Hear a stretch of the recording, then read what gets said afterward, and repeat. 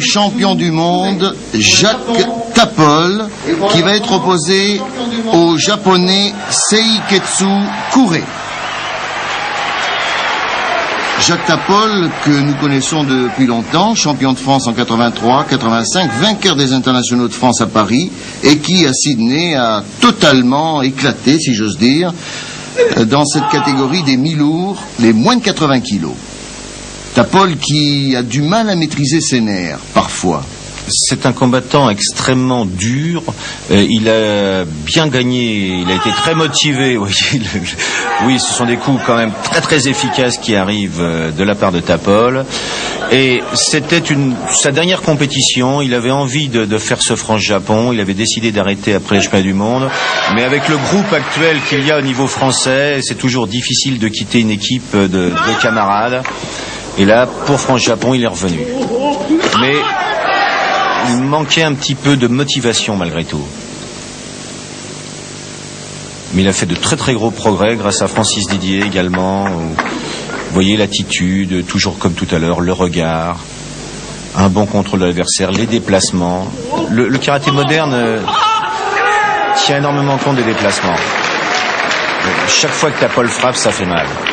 On s'en rend compte puisque Seiketsu Kure a été ici propulsé par cette technique de jambe qui doit faire mal au niveau des côtes. Oui. Suivi immédiatement d'un coup de poing au visage, effectivement ça fait mal.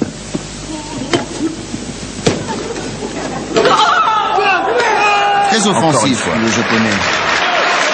Oui, mais Tapol l'a frappé et au visage et un coup de pied au corps, voilà, qui sont comptés d'ailleurs.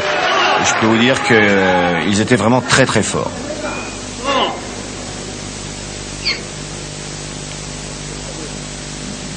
En général, les adversaires craignent Jacques Tapol. Il attend la faute de l'adversaire. C'est pareil, depuis 2 ans, il y a un travail technique qui est fait au niveau de l'équipe de France, où on demande aux garçons d'être beaucoup plus clairs, vous voyez, beaucoup plus nets. Et regardez le déplacement, vous verrez qu'il y a relativement peu de sorties. Oui, vous voyez encore, et le coup de poing derrière le visage. C'est fort et vite, véritablement. Regardez l'enchaînement. Coup de pied arrière retourné qui passe devant. Le japonais l'esquive bien. Coup de poing, encore esquivé.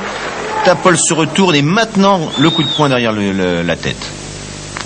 Alors à ceux qui prétendent qu'au karaté on contrôle toujours ces techniques, il faut quand même avouer que depuis maintenant 5 ou 6 ans, on a l'impression que les karatékas se livrent beaucoup plus, appuient leurs coups, sauf au visage bien entendu où le contrôle est permanent, mais c'est vrai qu'il arrive que certains athlètes soient KO.